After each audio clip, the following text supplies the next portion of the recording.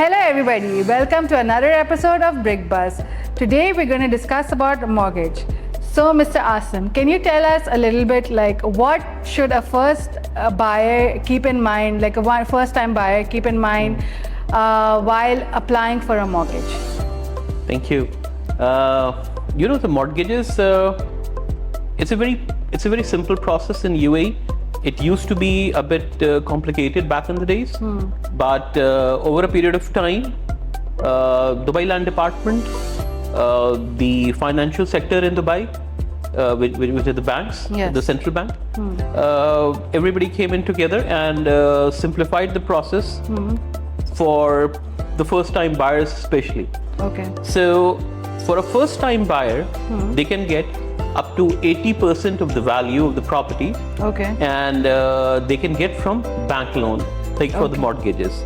So the LTV, which is the loan to value, Yes. for the first-time buyer is 80%. Okay. So for example, if we consider a property, give me a number. 1 million? Okay. So for a property of 1 million, that means you can get up to 800K Okay. from the bank, and the buyer has to cough up 200K. Okay. Is that correct? Yes. Okay.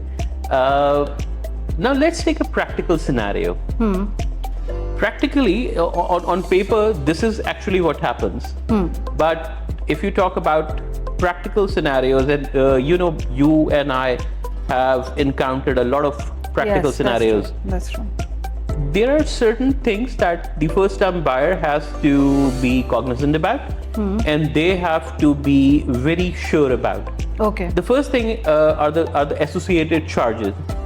So what happens? Again, taking your example, in case of a property which is 1 million. First of all, the first step is going to be that the bank is going to carry out a valuation of the property. Okay. So according to the bank, for example, hypothetically speaking, if the value comes out to be 900K, then the loan will not be 800K, Okay. because the property value comes out to be 900K, Okay. and 80% of that is going to be 720K, and that's going to be given to the buyer. Okay. So it's not going to be now 800K, but 720K. Yes. In addition to that 720K, a first-time buyer has to consider that they have to go through all the associated charges. Okay. Now they have to pay the land department fee, the 4% registration. They have to pay 2% brokerage. Then when a mortgage is applied, then the bank mortgage fee, which is going to be 1%, DLD mortgage registration fee, which is going to be 0.25% of the loan value, plus 390 dirhams. Yes. So all these, and then the registration fee, which is in 4,000 dirham. These all a first-time buyer Should keep in mind. should keep in mind. Yes.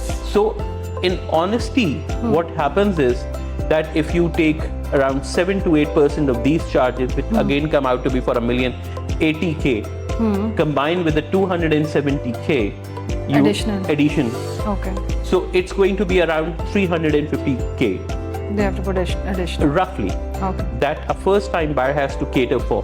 So initially, if we consider that I'm going to buy a property which is going to be of 1 million dirhams, and I'm only going to put up 200K, it never ends at 200K. You have to keep all these factors in mind, and when you go to qualified real estate brokers or qualified real estate professionals, they would ensure that all these factors they explain to you on day one, so your financials are In place. set up and placed accordingly. So you can arrange the funds accordingly, how much you have to put Exactly. in. Yeah. Rather than at the 11th hour, you run from pillar to post Yes. and try and arrange those funds. Before you actually go in and apply for that mortgage, and you are targeting a property of 1 million, you will do that. Okay. One more important point, Angela, which you need to consider is that if you like a property, and people come to me and the clients say, okay, I want to put a down payment and then apply for mortgage. I don't recommend that. The criteria for the ready and off plan. That's also there, but for example, there's a ready property. And you are applying for you like the property very much. You say, okay, this is my 10% down payment. I'm going to block this property for 30 days or 45 days. And I'm going to then apply for bank mortgage. Yes. Bank mortgage takes about 2 to 3 weeks to process. I discourage this practice. Why? Because if I'm going to block that property with 10% and that's a non-refundable in certain cases, and what if my mortgage doesn't go through? Okay. My pre-approvals don't come on time. Or if I want to get a mortgage of 800K or $1 million, and my pre-approval only comes out to be, for example, 600K. That means that additional 200K difference, because I was only planning for 200K, yes, plus that with 350, and now I have to additionally plan for 200K more. So all these calculations, so I would prefer, and I always advise my clients, please go for the pre-approval first. Okay. Once you have your pre-approval in your hand, then sign a contract.